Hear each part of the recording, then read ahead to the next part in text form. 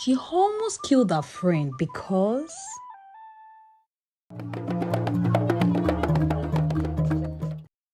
Ashabi is the only daughter born to the most successful hunter in the whole village of Oluronbi. Ashabi had a best friend called Labake. The two girls has been friends since their childhood days. They did everything together, wear the same clothes and even made the same hairstyles. People always thought they were sisters. The two girls were the most beautiful girls in the village. Every Oluronbi girl wants to be like them, and every man wants to be with them. But while Ashabi was well-mannered and humble, Labake was the opposite. She bullies everybody and brags about how the prince of Oluronbi was a secret lover and would announce it anytime soon that he's getting married to her. Although some of the people of Oluronbi finds it hard to believe her because no one except the people in the palace has seen the prince in person, not to talk of having a conversation with him. But either way, Labake would always brag and flaunt her expensive jewelry and attire, claiming the prince got them for her. Ashabi being the most beautiful and humble girl in the village, a lot of suitors from far and near has come to ask for Ashabi's hand in marriage, but her father Adigun always refused. Ashabi had always been indifferent. Ashabi's mother would always complain every time Adigun turned down the suitors. "My husband, I know you want what's best for our daughter, Ashabi, but you can't always decide for her. She's at a marriageable stage already. A lot of competent suitors has asked for her hand in marriage, but you refused." Then Adigun would reply, "I know, my wife, but you know Ashabi is our only daughter. We have to see to it that she marries into a good home." Adigun would always say. One day, Ashabi decided to visit her friend Labake in her house. And on getting there, Ashabi found her friend bragging to the naive young girls, as usual. "The prince of Oluronbi is my secret lover. He has promised to come and ask for my hand in marriage, and in no time, I'll be the queen of Oluronbi village." Labake, one of the girls, started, but Labake cut her off bluntly. "Eh? What did you just call me? What did you just call the future queen of Oluronbi?" "Sorry, your royal highness, Labake. Have you seen the prince of Oluronbi village before?" Labake let out a mocking smile before raising her shoulders haughtily. "How can I, the queen of Oluronbi, not seen the prince before?"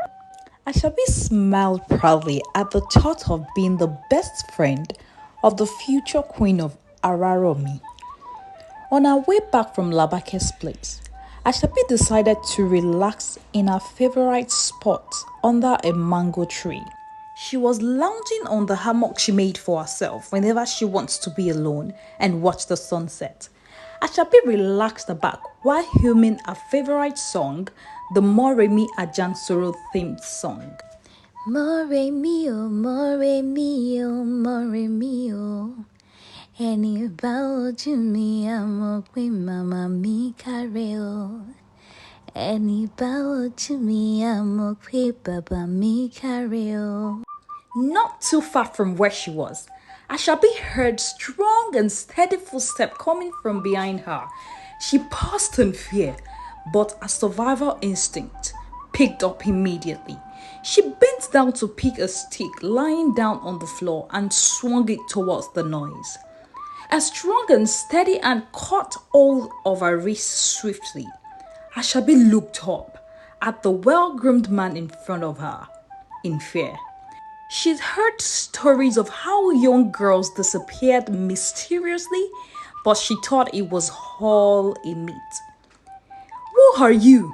Ashabi was scared, but she had learned to never let her fear show in the face of danger. The man smiled, strong and courageous. I like you already. Answer me, who are you? Do you think I'm one of those weak girls you can take advantage of? Oh no, you thought wrong. Try anything funny and see if I won't send you home to your forefathers. The mysterious man laughed, ha ha ha, and stared at Ashabi for a while. Be my wife.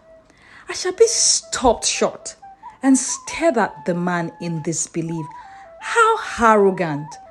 I would rather fight a lion to the death than to be your wife. Stay away from me, I'm warning you.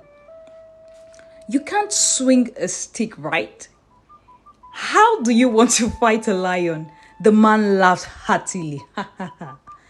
But instead of being offended by that statement for some reason, Ashabi found it very funny and laughed along.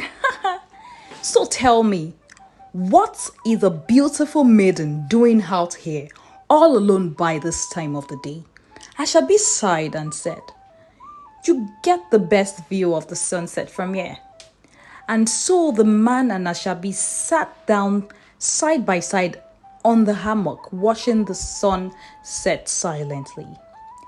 Before departing, the man gifted Ashabi the tooth of a tiger he killed on one of his adventures. Upon seeing this, Ashabi was shocked because in the village of Araromi, all hunters and warriors are to gift the woman they want to marry the tooth of any animal they've killed as a sign of respect, royalty, and love. The type of animal depicts the amount of affection you have for your wife. Ashabi screamed, why are you giving this to me? I'm not deserving of this. The man smiled and pushed it into Ashabi's hands. Keep this for me. Why? Ashabi asked. You will know when the time comes, says the man. With that, the man turned and left. Ashabi was too happy she had to find her way back to Labake's house to tell her everything. Such news were too hard to keep to oneself. Some days passed, and Ashabi couldn't stop thinking about the mystery man, even while on our way to the stream with Labake and her other friends.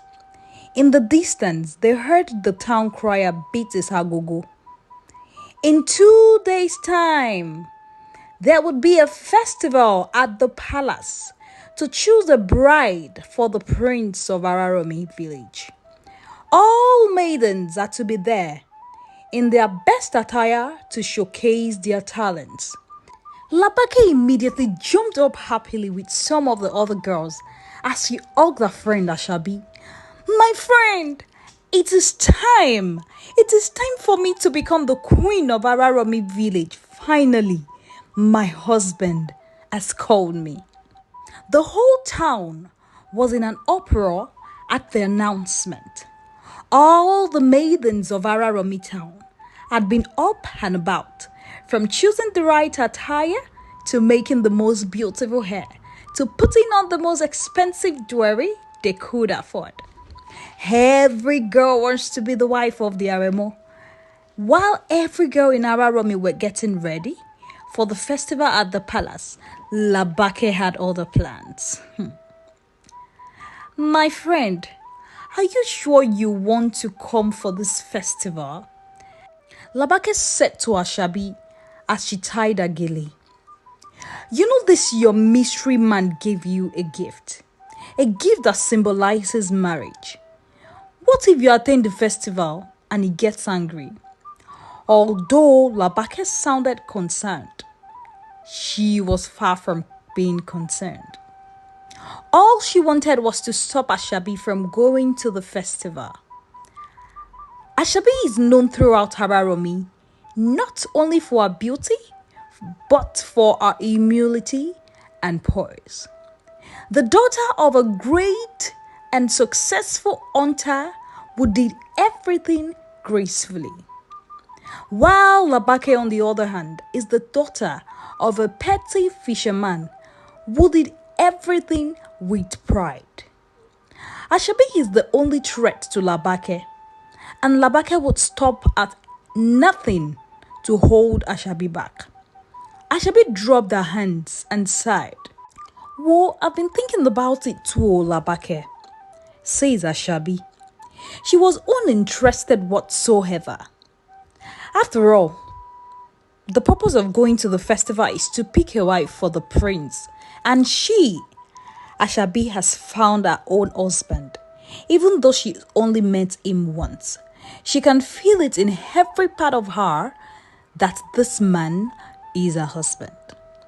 See, Ashabi, I'll suggest you go back to that spot you met that man, says Labake. Maybe I should go back there. Thank you, my friend, says Ashabi.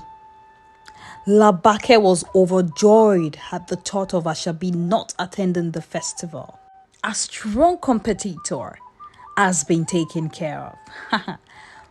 While everyone was at the festival, Ashabi was at her favorite sunset spot, patiently and quietly waiting for a mystery man. Some time passed, and Ashabi didn't see anyone, so she decided to go to the festival just to feed her eyes. On getting there, she saw the festival had begun, and all the eligible maidens were dancing already, including Labake. Ashabi smiled brightly and cheered loudly for her friend. As it is, Labake seems to be the leading lady.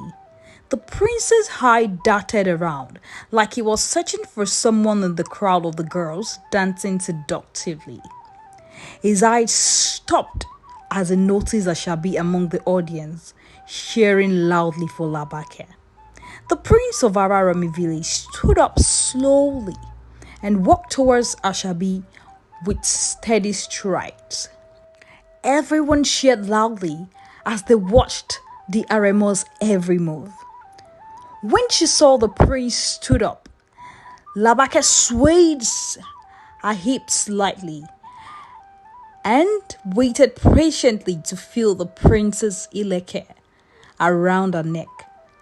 But all her hopes were shattered as she watched the Aremo pass by her and walk up to Ashabi and placed his ileke around her neck. Ashabi couldn't believe her eyes as she looked up at the Aremo. So Aremo Adediji has been a mystery man all this while. Prince Adediji smiled lightly and whispered into Ashabi's ears, "I told you, you'd know when the time comes." Ashabi blushed as she touched the ileke around her beautiful neck. "You haven't told me your name," says Aremo. "Ashabi, that's my name," says Ashabi. Labake was turned apart by the whole scenario that just played out right in front of her. So Ashabi's mystery man is the Aremo. Oh no, I can't take this. Labake thought of the shame and disgrace after boasting to almost all the people of Oluronbi that the Aremo Adediji is her future husband. What would all her friends say?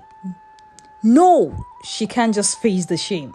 Burning with the fire of anger and hatred, Labake stared at the smiling Ashabi and made up her mind to do anything it takes to get rid of Ashabi. What do you think Labake has in store for Ashabi? Find out in part 2. What part of the story is your favorite? And what moral have you learned from the story? Comment below.